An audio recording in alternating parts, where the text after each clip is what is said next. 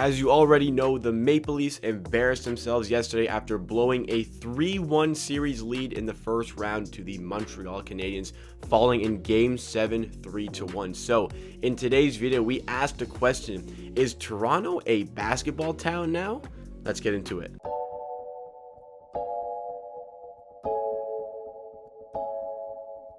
Welcome everybody to Amateur Hour Sports. This is a channel where you get NBA content with a focus on the Toronto Raptors at least 4 days a week. Our usual upload schedule is Monday, Wednesday, Friday, and Saturday. Because of some current events, we decided to move up Wednesday's video to today. Always remember, if you like what you see from today's video and you want more of myself talking about the Raptors and potentially the Leafs in other videos just like this, make sure to hit that subscribe button down below to show your support to the channel. We just hit 3,000 subscribers and we're already on our way to 4,000 subscribers. But let's get into our topic. So the question needs to be asked after 4 straight years of the Leafs having the ability to win a series at the beckoning. This is the 8th game in a row where the Leafs could have won a series in the playoffs, but they did not do it. And this is the most embarrassing, I think, out of all of them, because, there was the 2 against Boston in 2018 and also in 2019, where, 2018, the Leafs probably weren't the favorites there. They go into a Game 7 and they ultimately fall. And, you can also count 2019 where the Leafs, this is where it gets a little bit more embarrassing. The Leafs go to Game 6 up 3-2 at home, lose, and put up a pretty pathetic effort in Game 7 and fall to the Boston Bruins again. Then, last season, if you even count it as a playoff series, they technically didn't even get into the playoffs. They fall in 5 to a Columbus team that they were much better than. They had a much better team than the Columbus Blue Jackets, and they fell. This is just the latest, but this one against the Montreal Canadiens, finally a year we don't have to go through Boston in the playoffs to get out of the first round. Leafs fans like myself, I have a Raptors channel, but I am a Leafs fan. Leafs fans like myself were thinking okay, we are absolutely the favorites in this series. We should absolutely win this series on paper, but ultimately, it's the Leafs. Can they get it done? They certainly should get it done. And then when they went up 3-1, I was like, okay, this has to be the year. They finally win a playoff series and they lose 3 games in a row. They lose 3 games in a row. 2 of those games were on home ice. And you know what? In the 3 games in a row that they lost to blow a 3-1 lead, the Leafs were never actually leading any of these games. In Game 5, they were down 3-0, managed to force overtime, but a sloppy turnover at the blue line cost them. And then in Game 6, a sloppy turnover in their own zone. Dermott turns it over, and the Canadiens capitalized when the Leafs were down 2-0 earlier in the game. And then Game 7, Leafs were down 3-0. They make it 3-1 late, just an absolute consolation. And this, the embarrassment has been piling on since 2013 when the Leafs had a 4-1 lead in Game 7 against, go figure, the Boston Bruins again. But the Leafs blow that 4-1 lead and manage to lose 5-4 in overtime. It is just only pain when it comes to being a Toronto Maple Leafs fan. I'm 21 years old. The Leafs haven't won a playoff series since 2004, and I wasn't old enough to remember that series win happening. I have never in my life experienced a Toronto Maple Leafs win. And let's put our Raptors twist on this, because after all, this is a Raptors channel. Let's put our Raptors twist on this. And I'm going to bring up something that Steve Dangle kind of talked about on his watch-along he did with Sports yesterday. At the end of the game, he was talking about, how he worked at the Toronto Zoo for 7 years. Irrelevant in the story. But what he saw was dads wore Leaf stuff. Moms wore Leaf stuff. Aunts and uncles. Grandpas and grandmas. Nonnas and nonnos. They wore Leaf stuff. The kids, Crosby, Ovechkin, Getzlaf, Taves, winners. Kids are smarter than us. This franchise, this Maple Leafs franchise, has only experienced hurt for the last 54 years since they last won a Stanley Cup. And the younger generation of people are starting to understand this, and maybe they're switching allegiances to other teams. Lots of people in the GTA are Montreal Canadiens fans. How do you think that has happened when they live in the GTA, where you have the Toronto Maple Leafs? Many fans are switching to, other teams, but also there are the fans who are switching over to a different sport. The Toronto Raptors have had basically nothing but success in the last decade. They made the playoffs 7 years in a row leading up to this year, where ultimately didn't go their way, playing in Tampa all season. They were in tough, playing every single game away from home. But regardless, the younger generation that is coming up no longer needs to find necessarily different teams. They can still rep the hometown. They can still participate, in hometown games, because they've got the Toronto Raptors, who have continuously found success. And even though this was a bad season where they didn't make the playoffs, most, I would think, if not all, Raptors fans have the firm belief that we are going to be back on track next season.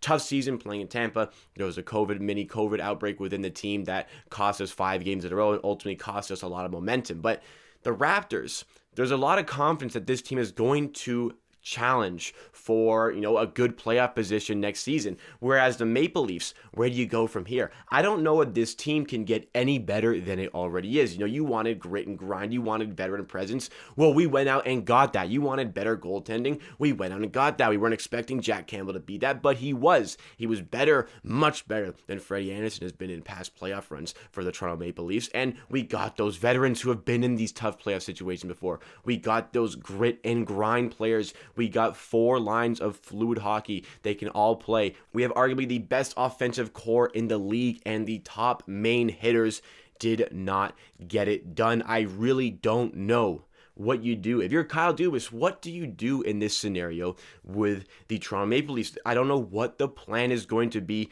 to retool and fix this so that this doesn't happen again, because it happens every single year for 4 years straight. The Leafs had a 3-1 lead and found a way to choke. But when you look at the Raptors, there is a plan in place. They're going to go into the draft. They're going to see what the lottery brings us. They're going to get a player that fits in nicely with this team, and they're going to build around a very good young core that they have in place 2 years removed of an NBA championship. Imagine thinking like in the early 1970s, where the Leafs, only a few years off of winning a Stanley Cup.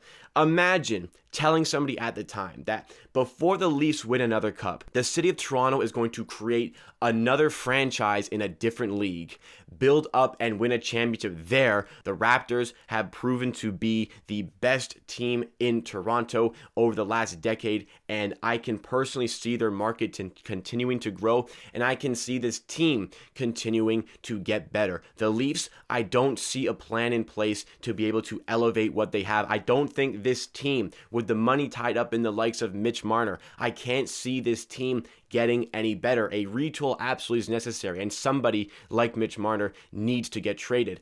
However, there is a lot of question marks about that team, whereas the Raptors, I think, obviously there's question marks coming off of a season where you don't make the playoffs. But looking at this Raptors team, again, there is a path ready to follow for this team to find success again, and that will be increased if Masai Ujiri does sign and return with the team, which, all signs are pointing towards, yes, he will be back with the team. Younger generation of people are coming up. A lot of people who come to Canada, who come to Toronto, they are choosing basketball as their main sport. They are choosing the Raptors as their team that they want to completely resonate with. And I'm truly thankful that this channel kind of spinned into a Raptors channel, where it was initially just broad sports. I'm happy this spinned into a Raptors channel, because ultimately I like talking about this team with a plan in place. I know the course of action that we are going to take, whereas the Leafs, it's everywhere right now, and it is absolute hell probably in that front office trying to figure out what they are going to do to eliminate this from happening again.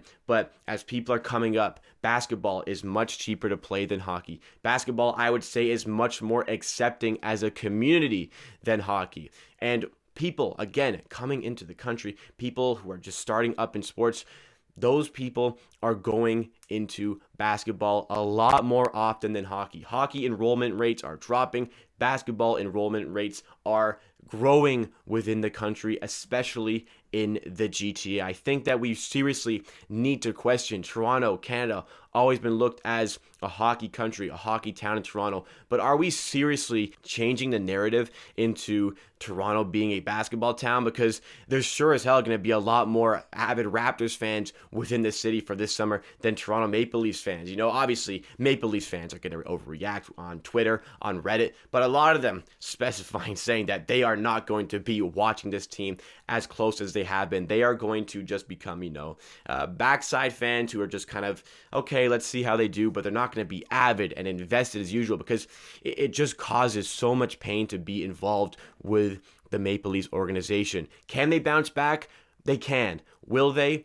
There's not a lot that begs you to be optimistic about anything coming in the future. It's easy to be very pessimistic, especially the morning after a brutal Game 7 loss after leading 3-1. But on the whole, the Raptors have success and they have the things in place for continued success. The Leafs do not have that, and they have not had that for my entire life, essentially. They have not had the plan in place to be successful for my entire life and my entire existence on this planet. The Raptors were a joke growing up, so were the Leafs, but look at the way the Raptors reconstructed and have slowly turned Toronto into a city that is more and more accepting of basketball. Growing up, it was absolutely a hockey town. Growing up in the early 2000s, absolutely, this was a hockey town. But I think that the Raptors are changing the script, changing the narrative, and I think that Toronto, if it isn't already, is going to be a basketball town within the next 10 years max. This city is changing. The culture is changing. Toronto is a basketball town first. I understand it's a pretty controversial topic. I understand there may be a little bit of recency bias here, but, the way the Raptors have looked, the way the Toronto Maple Leafs have looked, it's pretty easy to really focus your attention as a fan on the Raptors rather than the Maple Leafs when you continuously see the pain and suffering year after year after year, 4 years in a row. You know what? It could be considered 54 years in a row, whereas the Raptors are fresh off of a championship. That's where the younger generation is going to find themselves. That's where I went talking about the Raptors on this YouTube channel, and I'm pretty sure a lot of other people are going to follow in that direction. So I understand we have a little bit of a controversial topic here, and some hockey nuts are going to come in and say that they absolutely disagree with this video, but I completely understand that. Hockey is completely entrenched within the culture of Toronto, but the narrative is changing. What do you guys think about this video? Let me know all of your thoughts and opinions in the comments down below, because that wraps it for me for today. Thank you so much for watching today's video. Remember to hit that like button if you did enjoy the video. It really goes a long way to helping the algorithm to help us reach some new viewers for the channel. And also check out our Twitch, twitch.tv/amateurhoursports. We do a ton of NBA playoff watch-alongs and also some video game content. The link is down below. And hit that subscribe button next to my head. We just hit 3,000 subscribers, but we want to get on the road to 4,000 subscribers already. Check out some other videos by the channel, and also remember, at the end of the day, I believe what I say, and if you disagree, that is okay. We'll see you again next time for another video.